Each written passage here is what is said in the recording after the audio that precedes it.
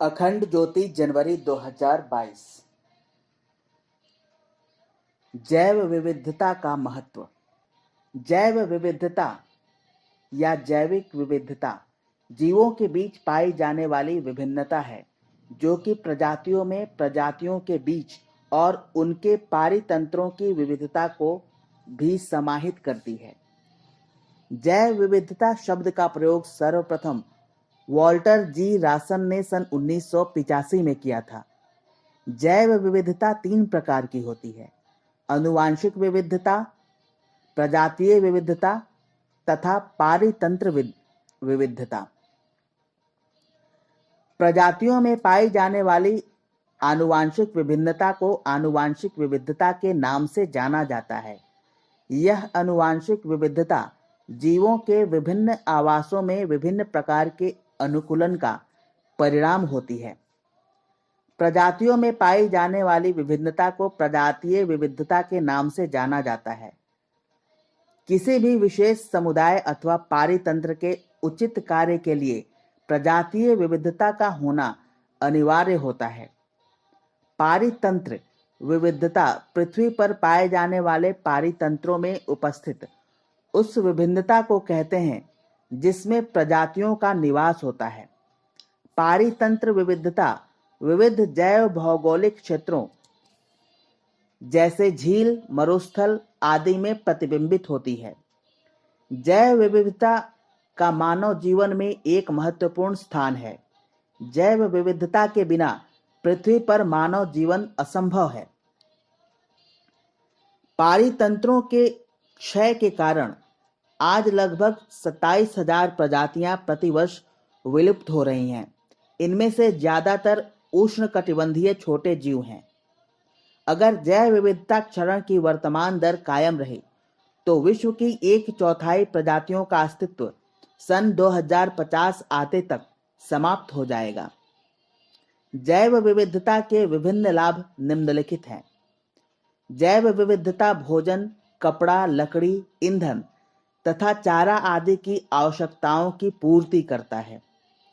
विभिन्न प्रकार की फसलें जैसे गेहूं, धान, जौ, मक्का, ज्वार, बाजरा, रागी, अरहर, चना, मसूर आदि से हमारी भोजन की आवश्यकताओं की पूर्ति होती है, जबकि कपास जैसी फसल हमारी कपड़े संबंधी आवश्यकताओं की पूर्ति करती है।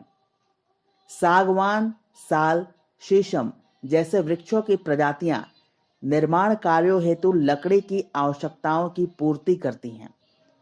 बबुल, शिरिस, सफेद शिरिस, जामुन, खेजरी, हल्दू, करंज आदि वृक्षों की प्रजातियों से हमारी ईंधन संबंधी आवश्यकताओं की पूर्ति होती है, जबकि शिरीष, घमार, सहजन, शहतूत, बेर, बबूल, करंज, नीम आदि वृक्षों की प्रजातियों से पशुओं के लिए चारा संबंधी आवश्यकताओं की पूर्ति होती है।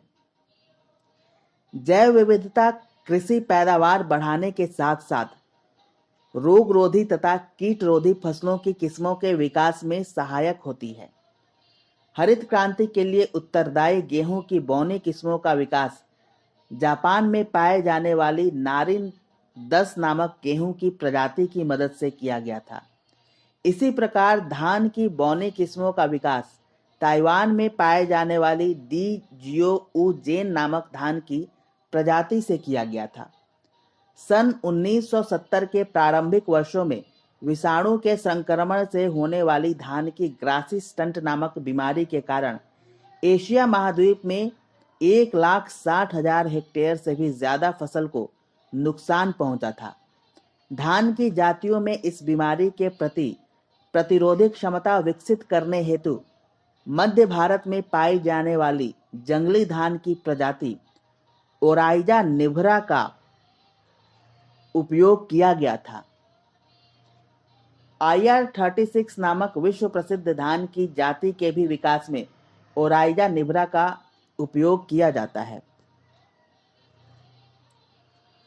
वानस्पतिक जैव विविधता औषधीय आवश्यकताओं की पूर्ति भी करती है। एक अनुमान के अनुसार आज लगभग 30% उपलब्ध औषधियों को उष्णकटिबंधीय वनस्पतियों से प्राप्त किया जाता है। उष्णकटिबंधीय शाकीय वनस्पति सदाबहार, बिक्रिस्टीन तथा विनवलास्टीन नामक क्षारों का स्रोत होती है, जिसका उपयोग रक्त कैंसर के उपचार में होता है। सर्पगंधा पादप रेसरपीन नामक महत्वपूर्ण क्षार का स्रोत होती है, जिसका उपयोग उच्च रक्तचाप के उपचार में किया जाता है। गुग्गुल नामक पौधे से प्राप्त गोंद का उपयोग गठिया के इलाज में किया जाता है। सिनकोना वृक्ष की छाल से प्राप्त कुनैन क्षार का उपयोग मलेरिया ज्वर के उपचार में किया जाता है। इसी प्रकार आर्टिमिसिया एनुआ नामक पौधे से प्राप्त आर्टिमिसिनिन नामक रसायन का उपयोग मस्तिष्क मलेरिया के उपचार में होता है।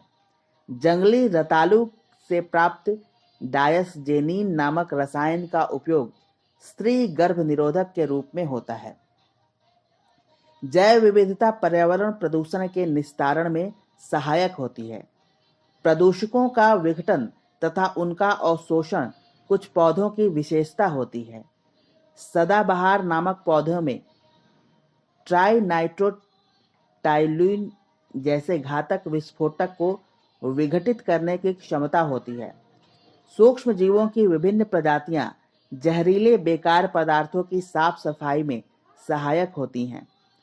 सूक्ष्म जीवों की स्यूडोमोनास प्यूटिडा तथा आर्थोबैक्टर विस्कोसा में औद्योगिक अपशिष्ट से विभिन्न प्रकार की भारी धातुओं को हटाने की क्षमता होती है।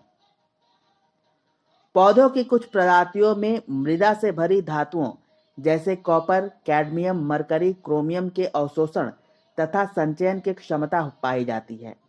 इन पौधों का उपयोग भारी धातुओं के निस्तारण में किया जा सकता है। भारतीय सरसों में मृदा से क्रोमियम तथा कैडमियम के अवशोषण की क्षमता पाई जाती है। जलीय पौधे जैसे जलकुंभी, लैमना, साल्विनिया तथा एजोला का उपयोग जल में मौजूद भारी धातुओं कॉपर, कैडमियम, आयरन एवं मरकरी के निस्तारण में होता है। जैव विविधता में संपन्न वन पारितंत्र कार्बन डाइऑक्साइड के प्रमुख अवशोषक होते हैं। कार्बन डाइऑक्साइड हरित गृह गैस है जो वैश्विक तपन के लिए उत्तरदायी है। उष्णकटिबंधीय वन विनाश के कारण आज वैश्विक तापमान में निरंतर वृद्धि हो रही है, जिसके कारण भविष्य में वैश्विक जलवायु के अव्यवस्थित होने का खतरा दिनों दिन बढ़ रहा है। जैव विविधता मृदा निर्माण के साथ साथ उसके संरक्षण में भी सहायक होती है। जैव विविधता मृदा संरचना को सुधारती है तथा जल धारण क्षमता एवं पोषक तत्वों की मात्रा को बढ़ाती है। जैव विविधता जल संरक्षण में भी सहायक होती है, क्योंकि यह जलीय चक्र को गतिमान रखती है। वानस्पतिक जैव विविधता भूमि में जल रिसाव को बढ़ावा देती है, जिससे भूमिगत जल स्तर बना रहता है। जैव विविधता पोषक चक्र को गतिमान रखने में सहायक होती है। वह पोषक तत्वों की मुख्य अवशोषक तथा उनका प्रमुख स्रोत होती है।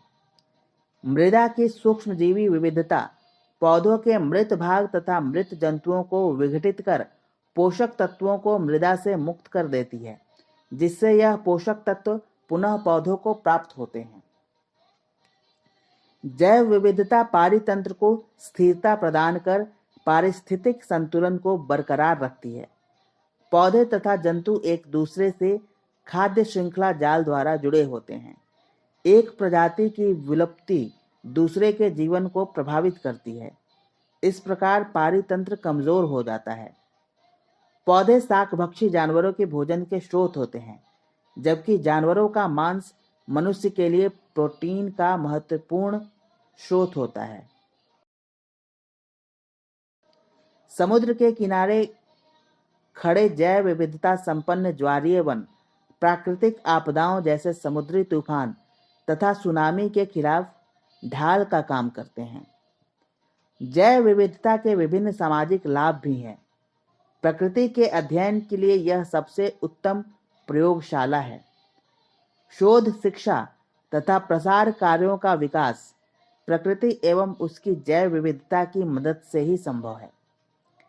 इस बात को साबित करने के लिए तमाम साक्ष्य हैं कि मानव संस्कृति तथा पर्यावरण का विकास साथ साथ हुआ है। अतः सांस्कृतिक पहचान के लिए जैव विविधता का होना अति आवश्यक है। जैविक रूप से संपन्न वन्य पारितंत्र वन्य जीवों तथा आदिवासियों का घर होता है। आदिवासियों की संपूर्ण आवश्यकताओं की पूर्ति वनों द्वारा होती है। वनों के क्षय से न सिर्फ आदिवासी संस्कृति प्रभावित होगी, अपितु वन्य जीवन भी प्रभावित होगा। अतः जैव विविधता का अत्यधिक महत्व है। धन्यवाद।